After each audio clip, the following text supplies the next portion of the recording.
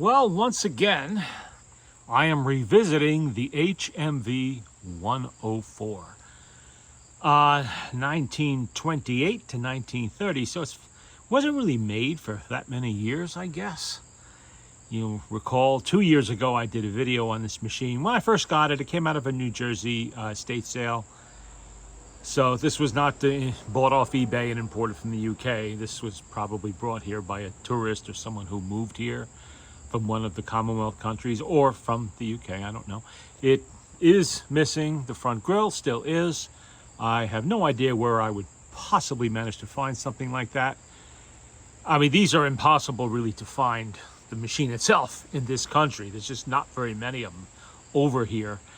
And parts are non-existent of any kind, unless they correlate to a Victor part, which sometimes they do. Like if I needed a governor part or something, I would be able to find that on a Victor motor.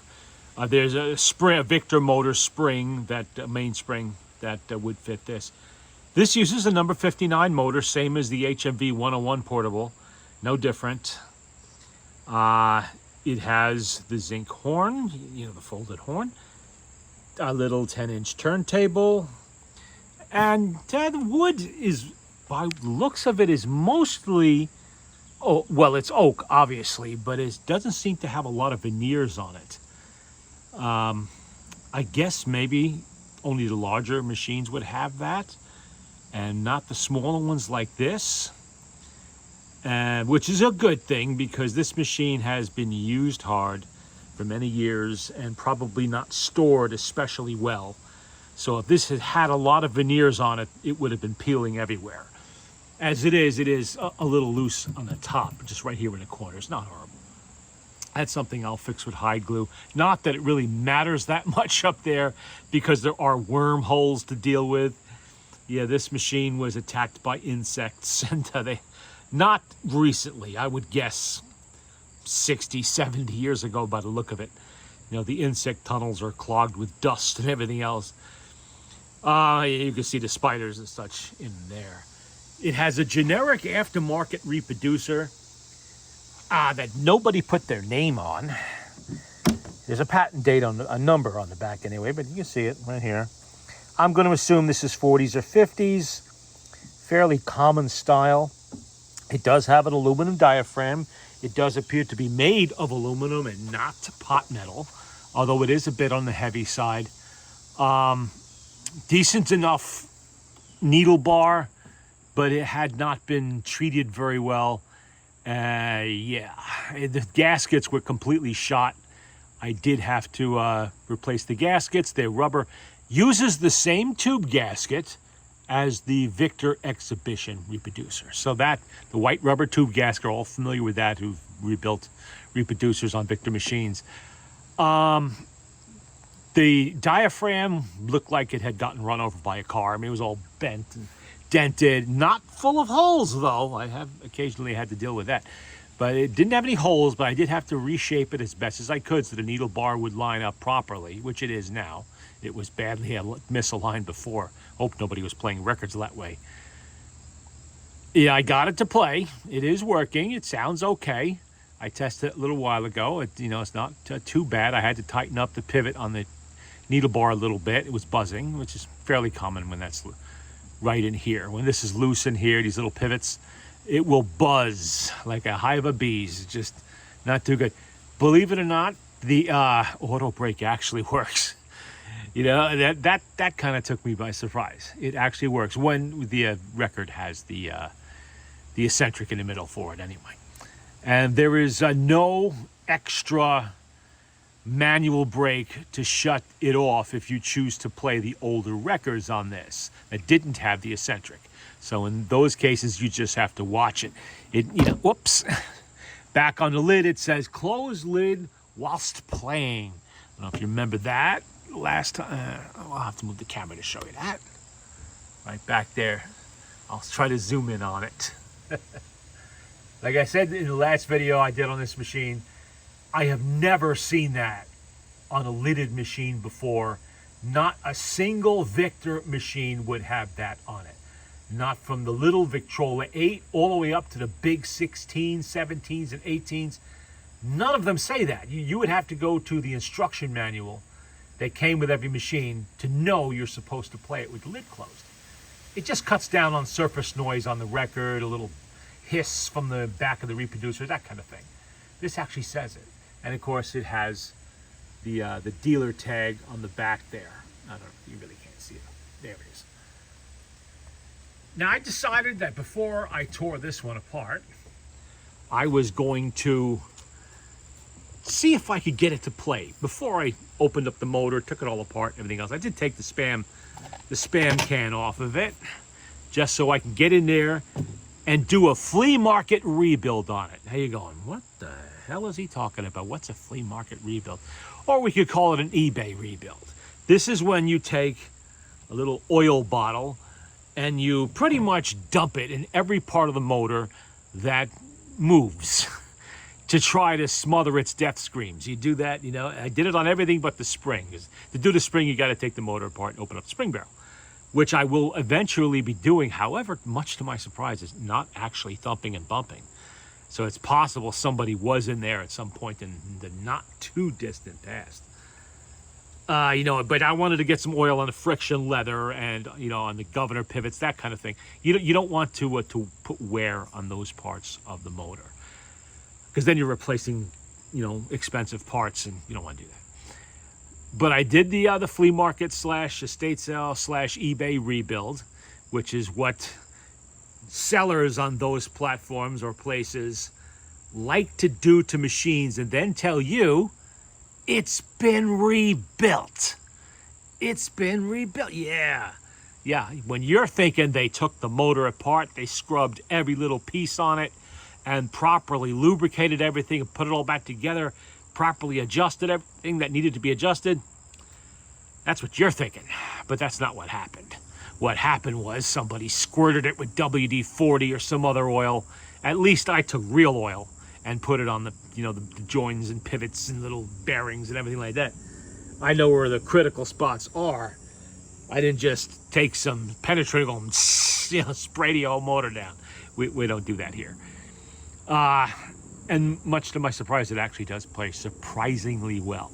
And then, of course, once I realized how bad that reproducer was, I was going to play it with my spare Victor orthophonic reproducer here. This one. This has been rebuilt by Walt Summers about, probably 15 years ago. And I just keep it, you know, in the case. It's the one I use when I need a reproducer for an HMV-102, the 104, anything that takes the larger size isolator gasket in the back, because it has it. Or is an orthophonic machine like the 2-55 or something like that. But I keep that handy just for that. It was a spare one I had Walt built. I don't build those myself. I do all the other ones. I don't do those because I rarely play with orthophonic machines.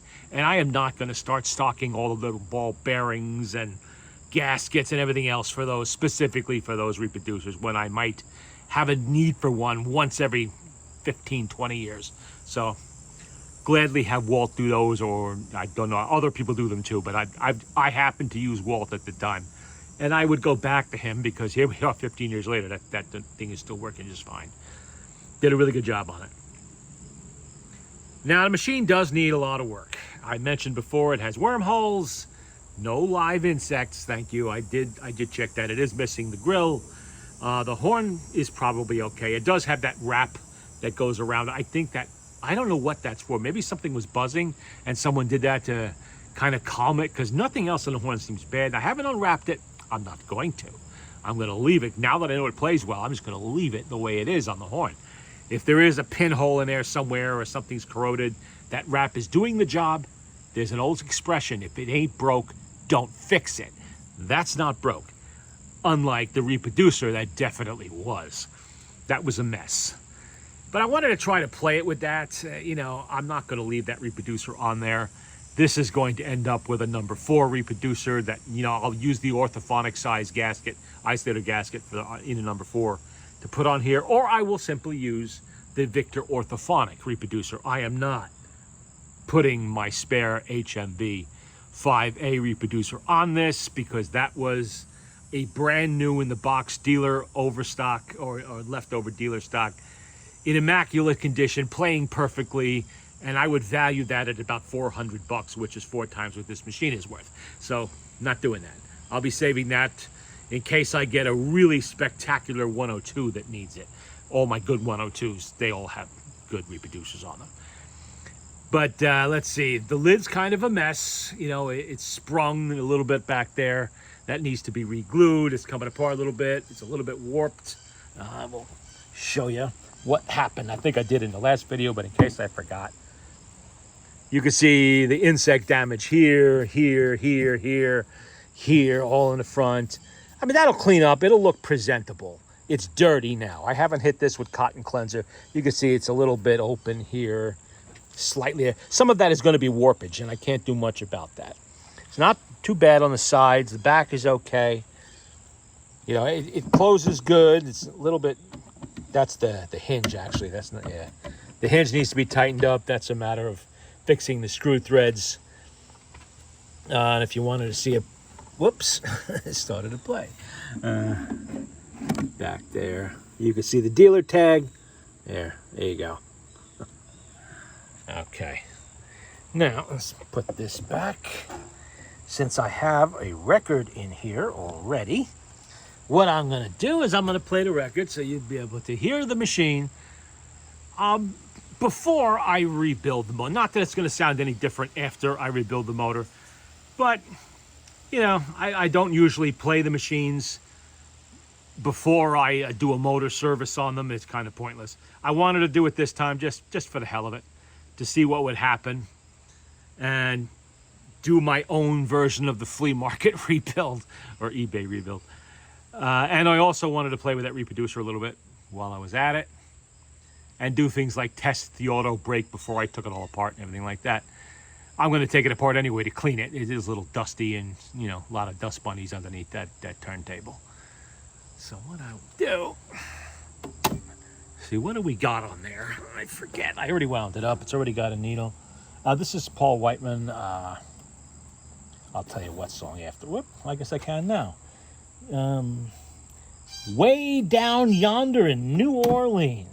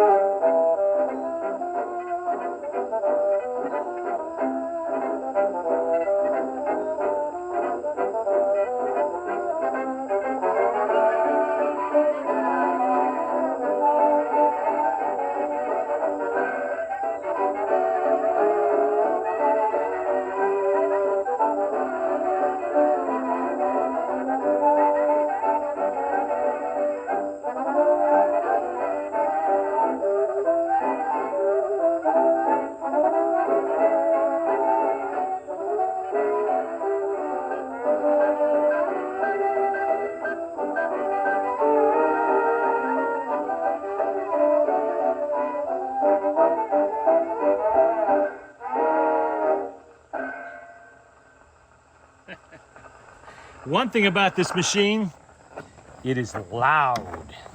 This record does not have the eccentric in the middle to trigger the auto brake. Got to do that to trigger it.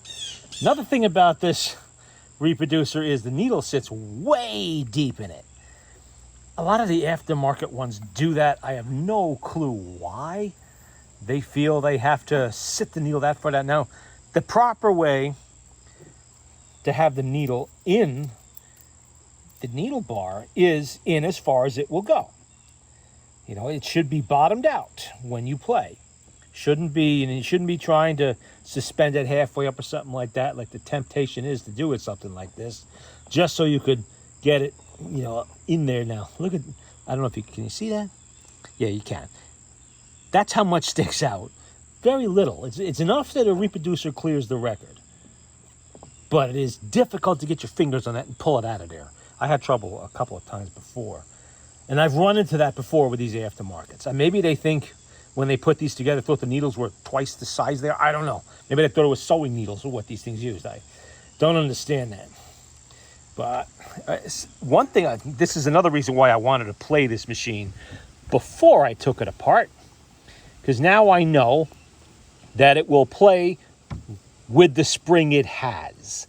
I don't have to spend $40 to get another spring for it, mainspring. In this case, I don't have to. A lot of times with the smaller number 59 motors, the 410, all those other ones, the springs are weak. They can barely play even one, manage one record, one side of a record.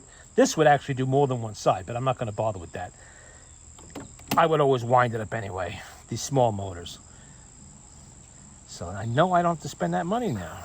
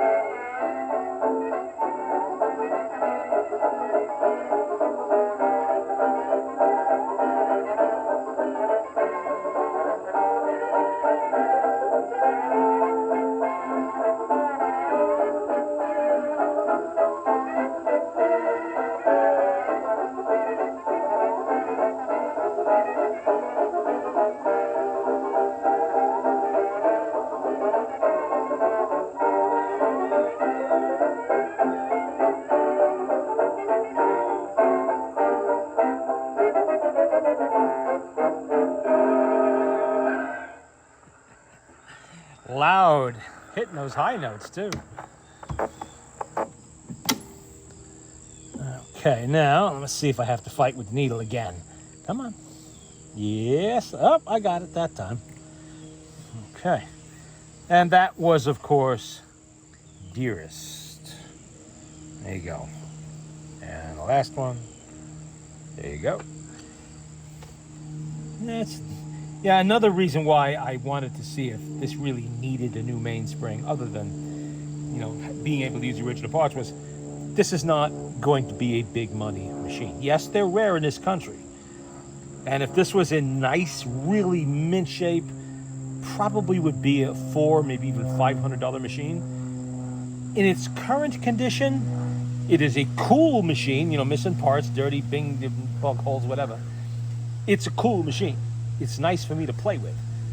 But it's probably worth about $150 to $200 tops, absolute maximum, and you'd be lucky to get that. So I don't want to be spending hundreds of dollars, if I don't have to. In fact, I was even considering other used number 59 HMV size springs I have in inventory that really aren't entirely 100% dead yet, that I could use if this was really bad. But it's not that bad. All right, how about some Wurlitzer? Some Wurlitzer organ music. We have, who is this?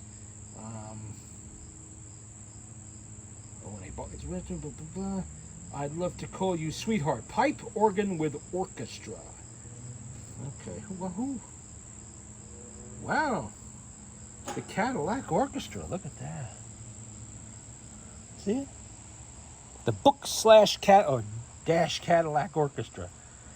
That's Gold Keddy's Book and Cadillac Orchestra.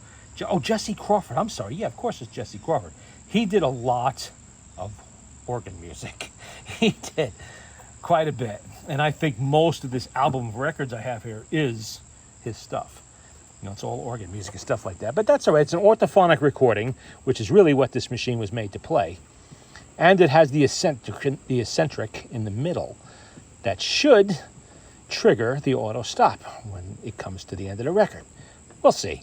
It was working before. Of course, now if the camera's on, it'll probably fail every single time, because that's usually how those things work. And I did check the speed on this. The speed was a little bit slow, so I bumped it up a bit. I have to set the indicator properly. Oh, what am I doing? What am I doing? I gotta get a needle on there first. Okay, here we go. The fight of the needle again. I should probably just put the orthophonic reproducer on here so I don't have to go through this, but that's all right. I spent enough time rebuilding this reproducer, I might as well use it. Come on.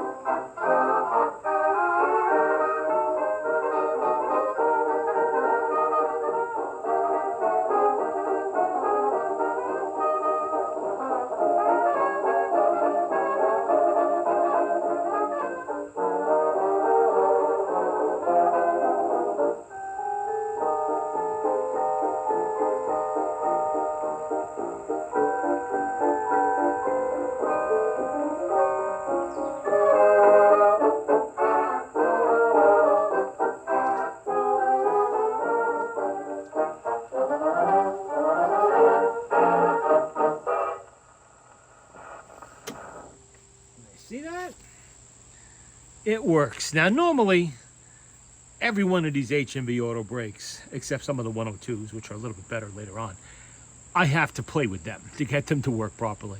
You know, sometimes you can play with it 10 minutes, sometimes it's hours, because I'm, you know, searching parts or springs or whatever. This one, it works pretty good. As rough as this machine kind of looks, you know, it's not quite at the level of the Victor Victrola 50 that got, you know, I called it the zombie Victrola that I made play about 10 years ago. It's in one of the older videos that looked like it came off the bottom of the lake. Not nearly at that level, and it'll look a lot better once I hit it with the cotton cleanser and clean it up a little bit. You know, put some nice polish on there, whatever. Don't know what I'm gonna do about this. You know, I don't have parts for it. I may have to leave it the way it is and just keep looking. And maybe one day I will, you know, find something. Let's see if we have anything in here that is not, well, Jesse Crawford is nice stuff. I'm not really into organ music, and it kind of reminds me of the roller rink. You know, this is like all of this is Jesse Crawford. I'm surprised, a whole album. Somebody really liked Jesse Crawford stuff. Yeah. Rosemarie. Sleepy Time Gal. I have to hear that one. That was Sleepy Time Gal. Really? In organ music? It is. Played on the Woolwitzer organ. Pipe organ solo. Sleepy Time Gal.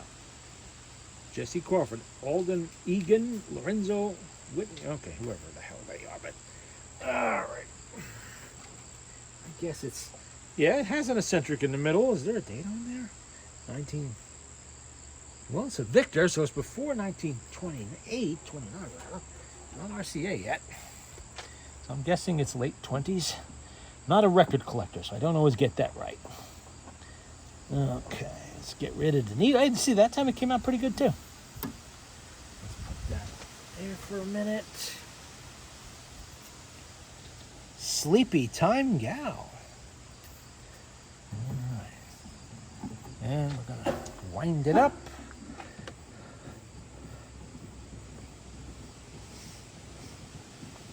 And this is kind of a uniquely sized machine too. This does not correlate to anything that Victor made, like a lot of HMV models sometimes do. This would fall someplace between the Victrola 6 and the Victrola 8 because it has a small portable sized spring, a small portable motor. It's kind of rectangular, which is not something Victor really ever did. Not in this configuration. For a tabletop model, they have rectangular tabletop models, but they're turned this way. You know, the tone arm would be back here, not over here, but they did that so they could have a long horn. And this horn is really, it is big. It is a very big horn. And we got plenty of needles because I loaded up another package of needles in there, 300 more. It's amazing how many needles I've gone through lately. But then I've done a lot of machines in the spring and the summer, more than usual. So for myself and for others. So I did go through quite a bit of testing. I mean, every time I test out a machine, when I'm done with it, that's going to be anywhere from 30 to 50 plays of a record, which is 30 to 50 needles easily. Sometimes even more. Okay, Sleepy Time Gal.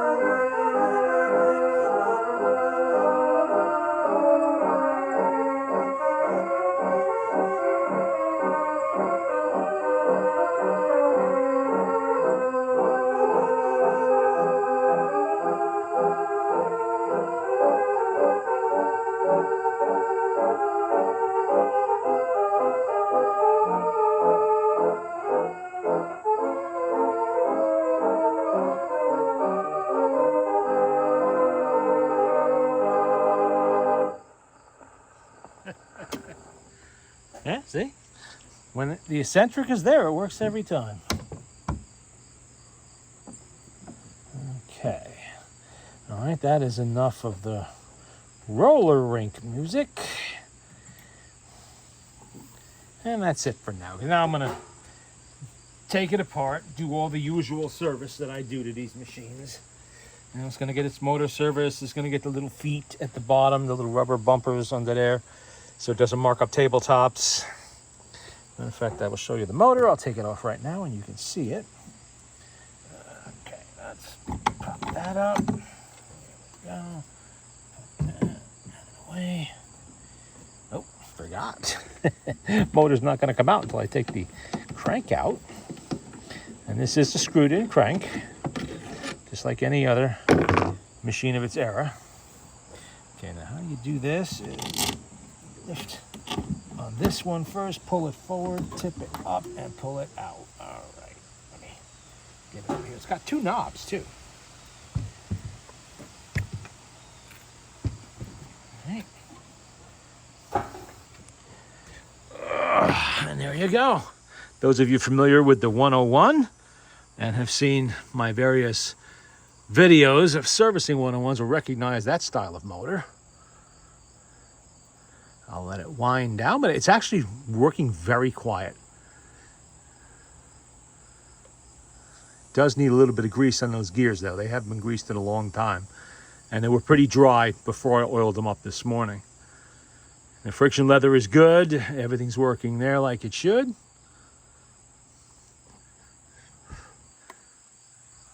I don't know if you remember the little sticker that was there. That must be for inspection stamps. It looked like what was on there. And in case you need to know what the oiling diagram is, there you go. In case you got one that doesn't have one. All right, let's put that down before my arm gets tired. And there is the auto brake. And if you want to look inside the cabinet, there you go. Just like in the last video, nothing's changed in there, except a few more spiders have taken up residence. That's all. And I will evict them as I'm going through the machine. But it's actually playing now. I could leave it if I wanted to, but I do need to glue all the loose joins in there because that will eventually fall apart. So I don't want to leave it that way. That has to be done. And that's it for now. The HMV-104 revisited 2 years later. You know, there's no limit to how slow I can work, trust me.